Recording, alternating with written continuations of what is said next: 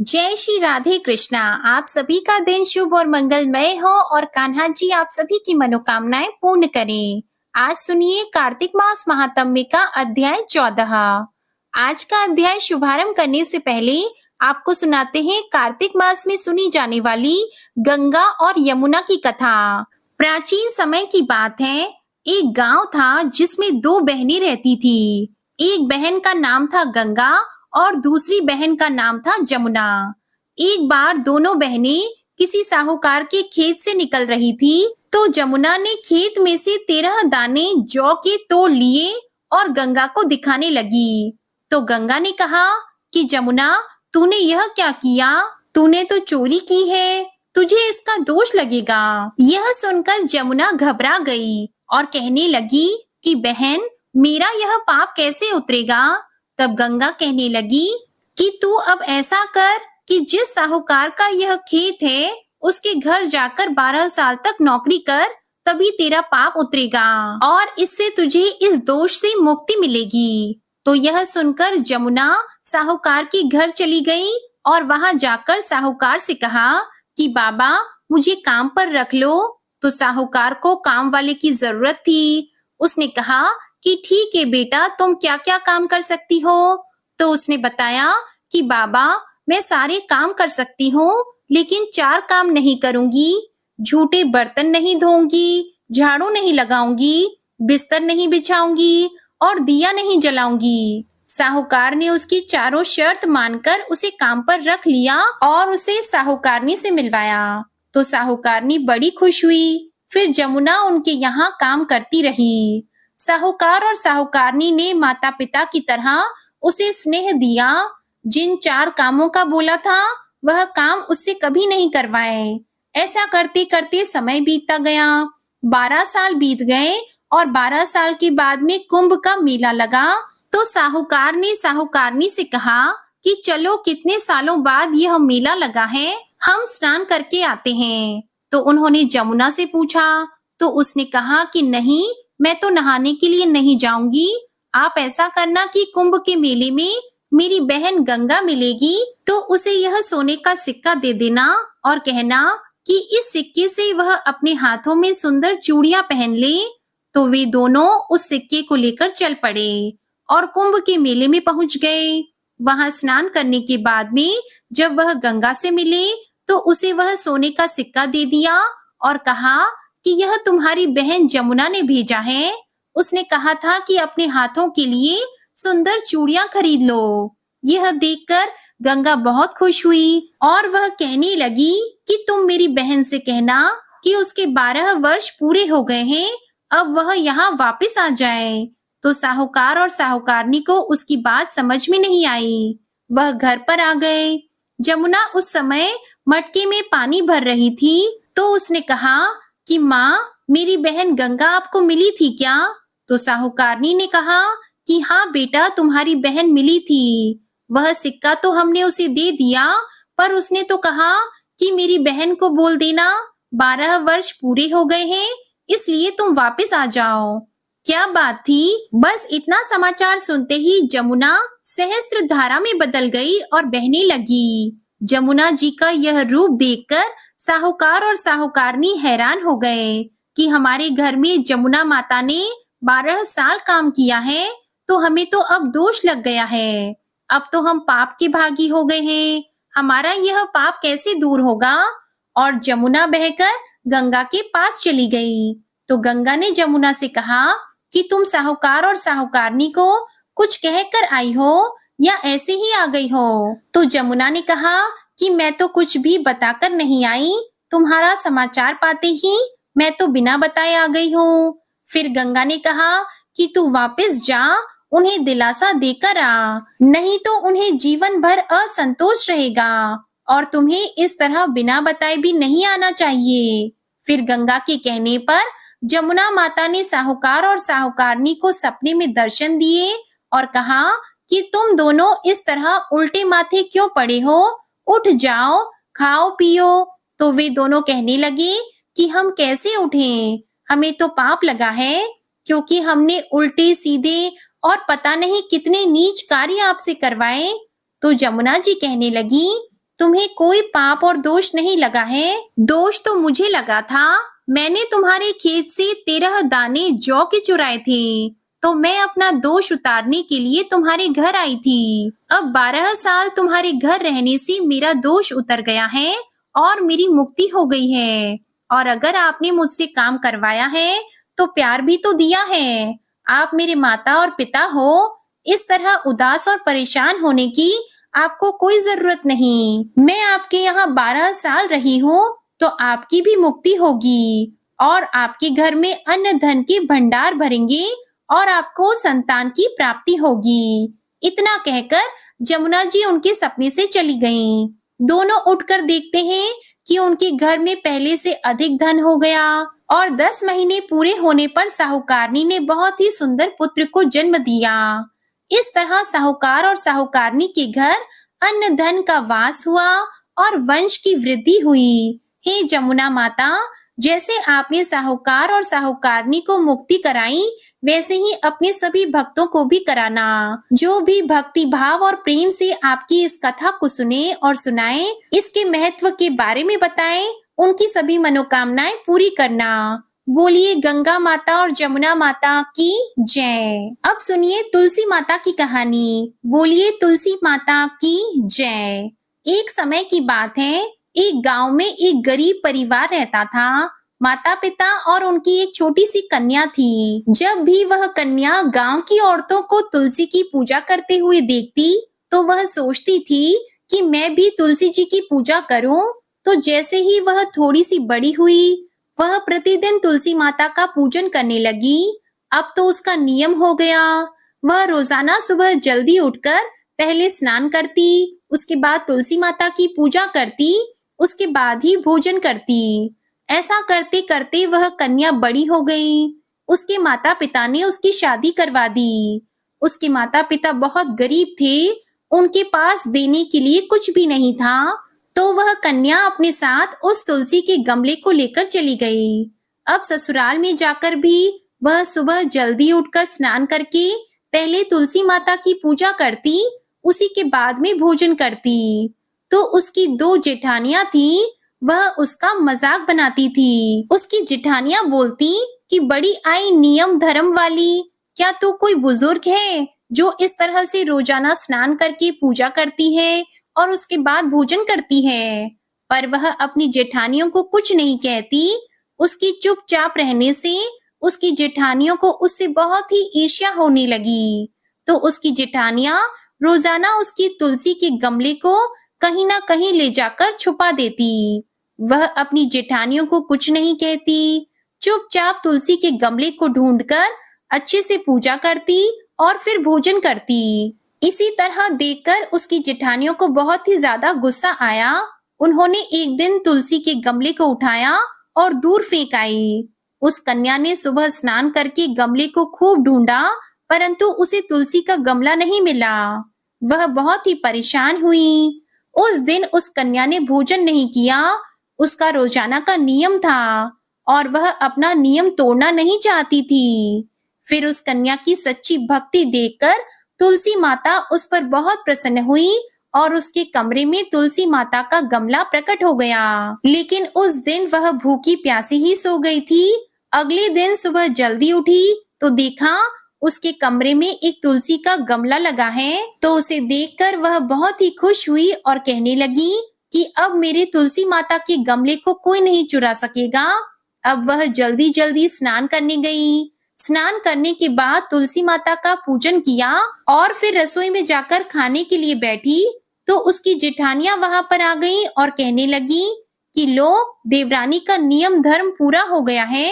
और उससे पूछने लगी कि आज तुम तुलसी की पूजा किए बिना ही भोजन क्यों कर रही हो? तुम्हारा तो बड़ा नियम है, तुलसी की पूजा किए बिना भोजन नहीं करती हो। तो उसकी देवरानी ने धीरे से कहा कि जेठानी जी, मैंने पूजा कर ली है। तो जेठानियों ने कहा कि कहाँ से कर ली पूजा? गमला तो हमने फेंक दिया था। तो वह कहने लगी कि देखो, मेरे कमरे में मेरी चारपाई के पास में तुलसी का पौधा लगा है। तो यह सुनकर वह कहने लगी कि तुम झूठ बोल रही हो। तो उसकी देवरानी ने कहा कि आप जाकर देख सकते हैं। तो उसकी दोनों जेठानियां जल्दी जल्दी उसके कमरे में गईं। वहां देखा कि उसकी चारपाई के चारों ओर तुलसी के पौधे लगे हैं। तो यह देखकर वे दोनों बहुत ही शर्मिंदा हुई और आकर अपनी देवरानी से हाथ जोड़कर कहा कि देवरानी, तेरी भक्ति सच्ची है, हमने तुमको बहुत परेशान किया, हमें माफ कर दो। तो उसकी देवरानी उन्हें माफ कर देती है। तो उसी दिन से तीनों देवरानी जेठानियां सुबह जल्दी उठकर सबसे पहले स्नान करती, फिर तुलसी जी का पूजन करके अन्य कोई काम करती। इस प्रकार उनका घर तुलसी माता की कृपा से सुखी और संपन्न हो गया। हे तुलसी माता, जैसे आपने देवरानी पर कृपा की, वैसी ही हम सब पर भी करना, हमारे सुख सौभाग्य को बनाए रखना। अब सुनिए आज का कार्तिक मास महात्म्य। इससे पहले के अध्याय में देवर्षि नारद जी ने राजा पृथु को विष्णु शर्मा नाम के ब्राह्मण और राजा चौल की कहानी सुनाई थी। इतनी कथा सुनने के बाद देवर्षि नारद जी ने कहा, हे राजा पृथु, अब मैं आपको भगवान के मंदिर में दीप दान करने और मार्जन अर्थात झाड़ू लगाने का महात्म्य भी सुनाता हूँ, जो एक समय मुझे स्वयं श्री ब्रह्मा जी ने सुनाया था। अत्यंत गोपनीय इस कथा को अब आप भी ध्यान पूर्वक सुनिएगा। अत्यंत प्राचीन काल की बात है। चंद्र वंश में जयध्वज नाम का एक अत्यंत प्रतापी और प्रभु भक्त राजा राज्य करता था।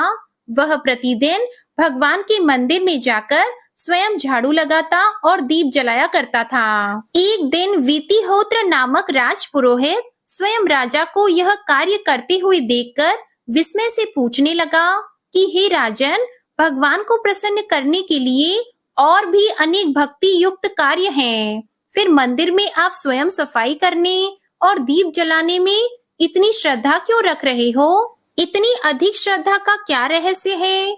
राजा ने हाथ जोड़कर अत्यंत विनम्र भाव से कहा, महाराज, इस संबंध में मेरे पूर्व जन्म का एक अत्यंत विस्मयकारी इतिहास है, जो भगवान की कृपा से मुझे इस जन्म में भी याद है। अगर आपका आदेश हो तो वह घटना मैं आपको भी सुनाऊं। पूर्व जन्म की वह घटना सुनाते हुए राजा जयध्वज ने कहा, सत्य युग में स्वरोचिष मनवंतर में वेद वेदांग को जानने वाला एक ब्राह्मण था, जो अत्यंत विद्वान होते हुए भी दुष्कर्म में लिप्त रहता। उसके खोटे कर्मों के कारण उसके बंधु बांधवों ने उसका परित्याग कर दिया था। एक दिन भूख प्यास से अत्यंत दुखी होकर वह घूमता फिरता नर्मदा नदी के तट पर जा पहुंचा और वहीं पर उसने अपने प्राण त्याग दिए। उसकी पत्नी भी व्यभिचारिणी थी, इसलिए उसके बंधुओं ने उसे भी घर से बाहर निकाल दिया था। उसी के गर्भ से अत्यंत पापी मैं उत्पन्न हुआ। उस जन्म में मेरा नाम दंडकेतु था। दूसरों की पत्नियों, वेश्याओं और धन के लिए मैंने गौ, पशु और अनेक मनुष्यों की हत्याएं तक की और इस प्रकार पाप पूर्ण जीवन में बिताता रहा।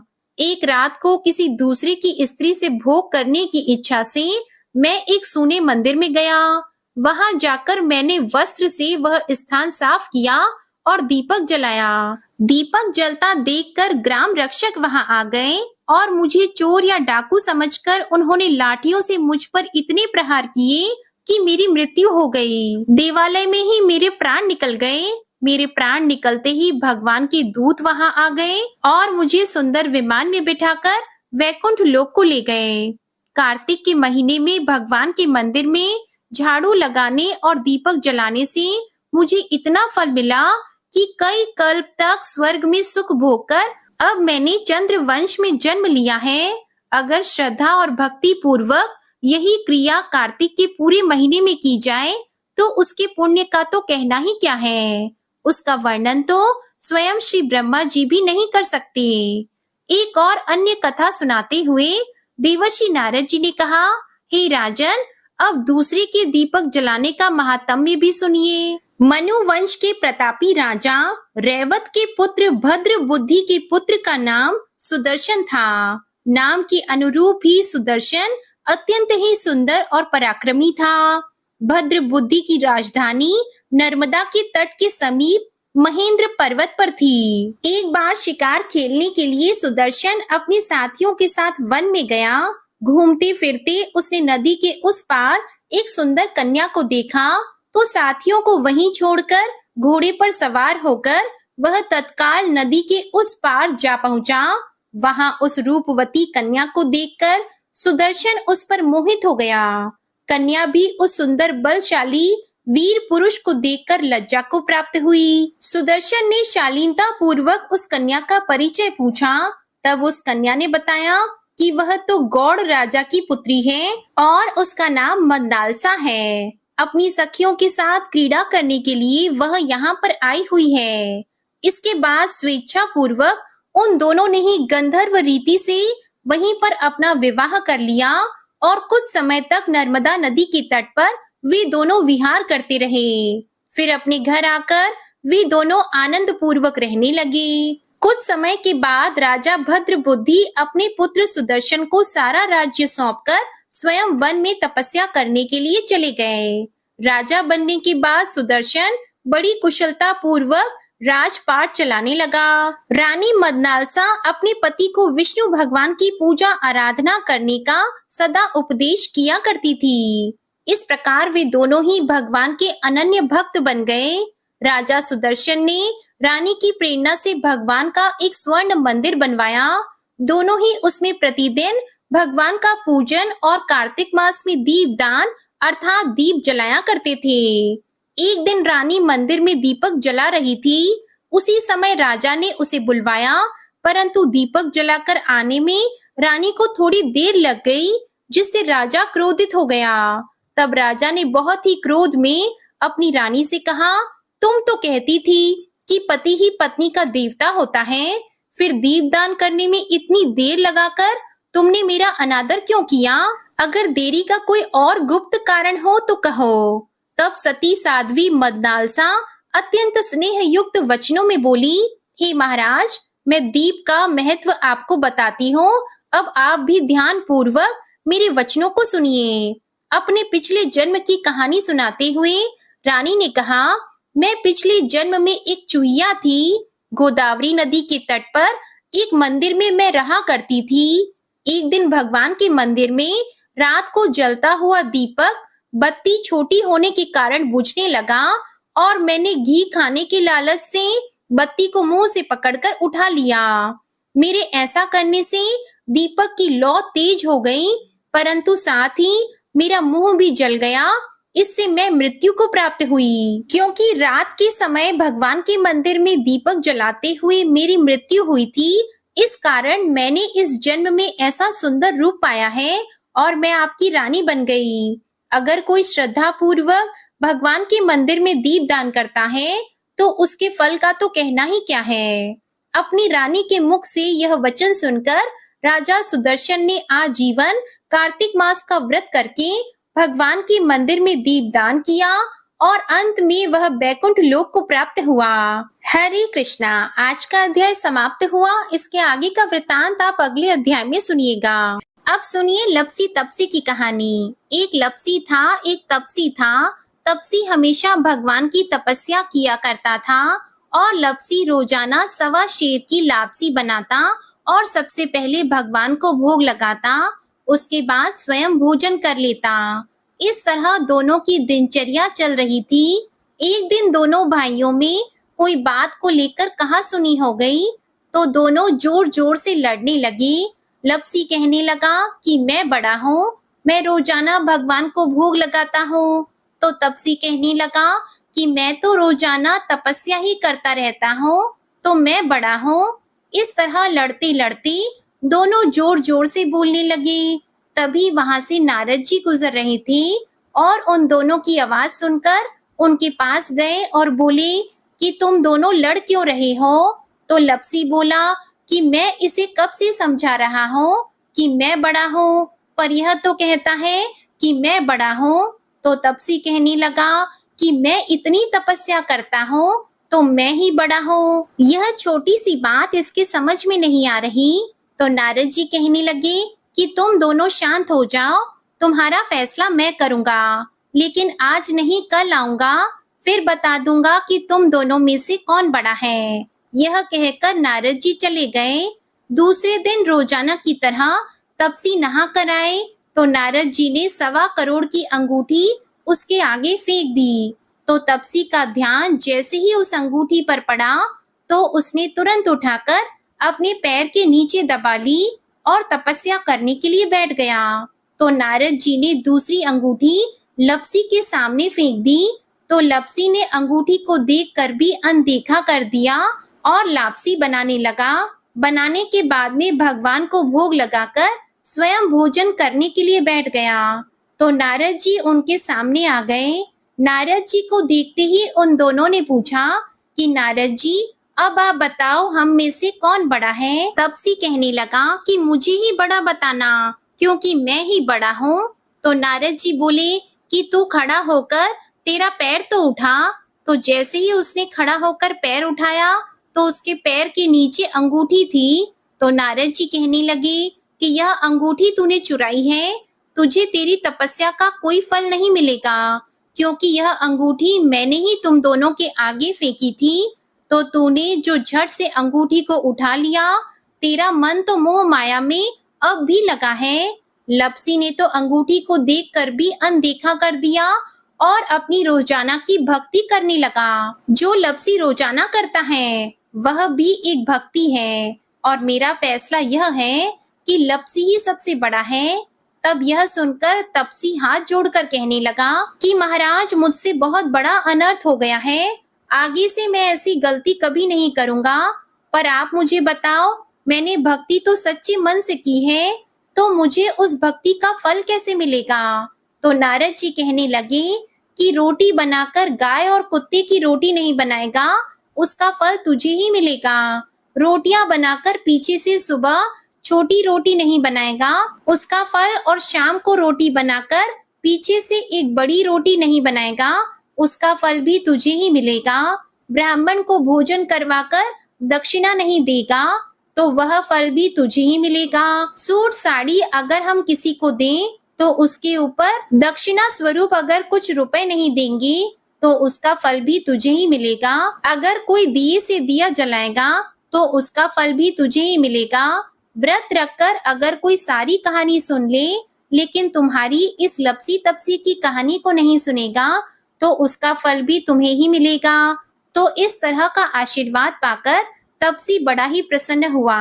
कहा जाता है कि उसी दिन से हर व्रत कथा के बाद में लपसी तपसी की कहानी जरूर सुननी चाहिए। कहानी सुनने के बाद में कहना चाहिए कि लपसी का फल लपसी को मिले, तपसी का फल तपसी को मिले। हमारी कहानी का, हमारे व्रत का और हमारे पूजा पाठ का पुण्य फल हमें मिले। अब आप बड़े ही प्रेम से सुनिए शालिग्राम भगवान जी की आरती। शालिग्राम सुनो विनती मेरी, यह वरदान दया कर पाऊं। प्रातः समय उठी मंजन करके, प्रेम सहित स्नान कराऊं। चंदन धूप दीप तुलसी दल, वर्ण वर्ण के पुष्प चढ़ाऊं। शालिग्राम सुनो विनती मेरी, यह वरदान दया कर पाऊं। तुम्हारे सामने नृत्य करूं नित्य, प्रभु घंटा शंख मृदंग बजाऊं। शालिग्राम सुनो विनती मेरी, यह वरदान दया कर पाऊं। चरण धोय चरणामृत लेकर, कुटुंब सहित बैकुंठ सिधारूं। शालिग्राम सुनो विनती मेरी, यह वरदान दया कर पाऊं। जो कुछ रूखा सूखा घर में, भोग लगा कर भोजन पाऊं। शालिग्राम सुनो विनती मेरी, यह वरदान दया कर पाऊं। मन वचन कर्म से पाप किए, जो परिक्रमा के साथ बहाऊं। शालिग्राम सुनो विनती मेरी, यह वरदान दया कर पाऊं। ऐसी कृपा करो मुझ पर, जम के द्वारे जाने न पाऊं।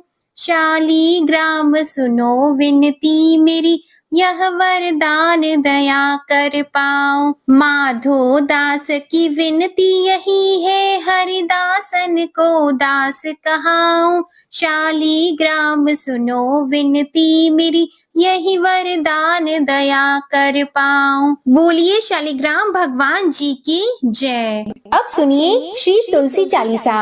जय जय तुलसी भगवती, सत्यवती सुखदानी। नमो नमो हरि प्रेयसी, श्री वृंदा गुण खानी। श्री हरि शीश बिरजनी, देहो अमर वर अम्ब। जनहित है वृंदावनी, अब न करहु विलंब। धन्य धन्य श्री तुलसी माता, महिमा अगम सदा श्रुति गाता। हरि के प्राण हो से तुम प्यारी, हरि ही हेतु कीन्हो तप भारी। जब प्रसन्न है दर्शन दीन हो, तब कर जोरी विनय उस कीन हो। हे भगवंत कंत मम होहु, दीन जानी जन छाड़हु छोहु। सुन लक्ष्मी तुलसी की बानी, दीन हो शाप कद पर आनी। उस अयोग्य वर मांगन हारी, हो विटप तुम जड़ तनुधारी। सुनी तुलसी ही शप्यो तेहि ठामा, करहु वास तुहु नीचन धामा। दियो वचन हरि तब तत्काला, सुनहु सुमुखी जनि होहु बिहाला। समय पाई जो द्रौपदी तोरा, पूजी हो आस वचन सत मोरा। तब गोकुल महा गोप सुदामा, तासु भई तुलसी तू बामा। कृष्ण रास लीला की माही, राधे शक्यो प्रेम लखी नाही। दियो शाप तुलसी तत्काला, नर लोकी तुम जन्महु बाला। या गोप वह दानव राजा, शंख चूड़ नामक शिर ताजा। तुलसी भई तासु की नारी, परम सती गुण रूप अगारी। अस द्वे कल्प बीत जब गयऊ, कल्प त्रेत जन्म तब भयहु। वृंदा नाम भयो तुलसी को, असुर जलंधर नाम पति को। करि अति द्वंद अतुल बल धामा, लीन्हा शंकर से संग्रामा।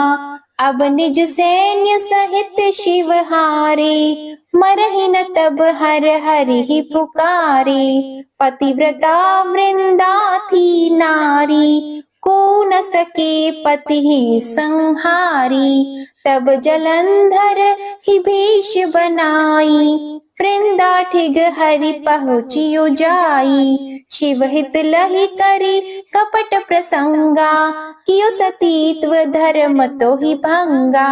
भयो जलंधर कर संहारा, सुनी और शोक उपारा। तिहि क्षण दियो कपट हरि तारी, लखी वृंदा दुख गिरा उचारी। जलंधर जस हत्यो अभीता, सोई रावण तस हरि सीता। अस प्रस्तर सम हृदय तुम्हारा, धर्म खंडी मम पति सहारा। यही कारण लही शाप हमारा, होवे तनु पाषाण तुम्हारा। सुनि हरि तुरत ही वचन उचारे, दियो शाप बिना विचारे। लखियो न निज कर तूति पति को, छलन चाहियो जब पार्वती को। जड़मति तो अस हो जड़ रूपा, जगमह तुलसी विटप अनूपा। धग्व रूप हम शालीग्रामा, नदी गंड की बीच ललामा। जो तुलसी दल हम ही चढ़ी है, सब सुख भोगी परम पद पई है। बिनु तुलसी हरि जलत शरीरा, अतिशय उठत शीश उर पीरा। जो तुलसी दल हरि शिर भारत, सो सहस्त्र घट अमृत डारत। तुलसी हरि मन रंजनिहारी, रोग दोष दुख भंजनिहारी। प्रेम सहित हरि भजन निरंतर, तुलसी राधा में नाही अंतर।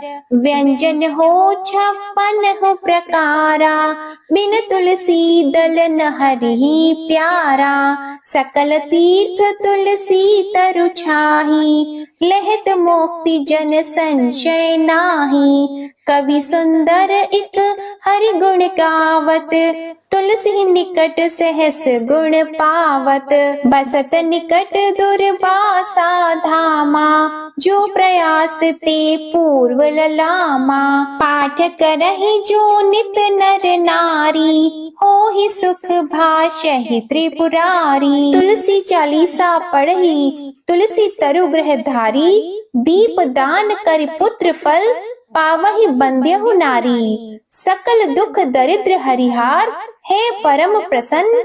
आशी धन जन लड़हि ग्रह, बसहि पूर्ण अत्र। लाहि अभिमत फल जगत, मह लाहि पूर्ण सब काम। जे दल अर्पहि तुलसी तहाँ, सहस बसहि हरि राम। तुलसी महिमा नाम लख, तुलसी सूत सुख राम। मानस चालीसा रचियो जग, मह तुलसी दास। तुलसी चालीसा समाप्त। प्रेम से बोलिए तुलसी माता की जय। अब आप सुनिए तुलसी माता की आरती। तुलसी महारानी नमो नमो, हरि की पटरानी नमो नमो। तुलसी महारानी नमो नमो, धन तुलसी पूरण तप कीनो। शालिग्राम बनी पटरानी नमो नमो। तुलसी महारानी नमो नमो, हरि की पटरानी नमो नमो।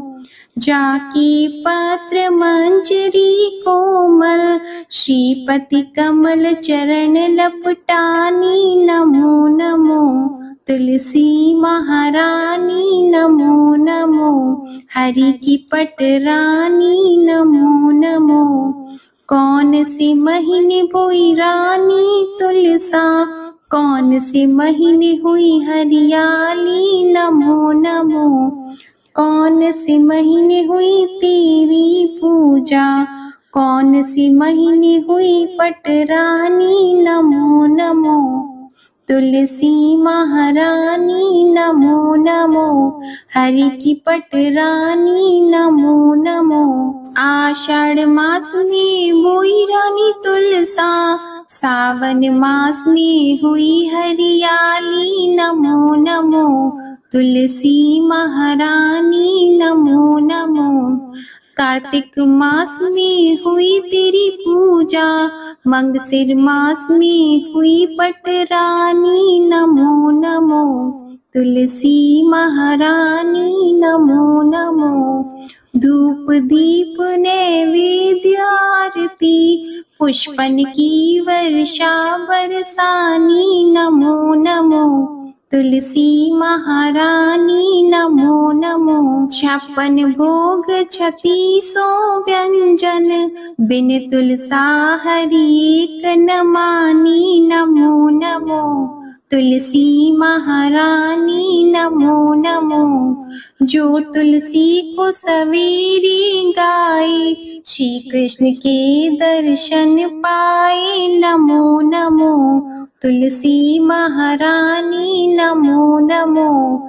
जो तुलसी को दोपहर में गाए, खीर खांड का भोग लगाए नमो नमो। तुलसी महारानी नमो नमो। जो तुलसी को सांझ को गाए, श्री कृष्ण की आरती उतारे नमो नमो। तुलसी महारानी नमो नमो। जो तुलसी को रात को गाए, श्री कृष्ण के चरण दबाए नमो नमो। तुलसी महारानी नमो नमो। सभी सखी मैया तेरो यश गावे, भक्ति दान दीजिए महारानी, नमो नमो। तुलसी महारानी नमो नमो, तुलसी महारानी नमो नमो, हरि की पटरानी नमो नमो। प्रेम से बोलिए श्री तुलसी माता की जय। भगवान श्री विष्णु जी की जय। शालिग्राम भगवान जी की जय। आप सभी को आज की कथा और वीडियो में आनंद आया हो तो वीडियो को लाइक जरूर कीजिएगा। कमेंट में भगवान विष्णु जी, माता तुलसी जी और भगवान शालिग्राम जी की जय जरूर लिखिएगा और चैनल को भी सब्सक्राइब करिएगा। इसी के साथ आज आप हमारे चैनल पर दिवाली की कथा और दिवाली की पूजा विधि की वीडियो भी जरूर देखिएगा। आप सभी को दीपावली के पर्व की हार्दिक शुभकामनाएं। जय श्री राधे कृष्णा।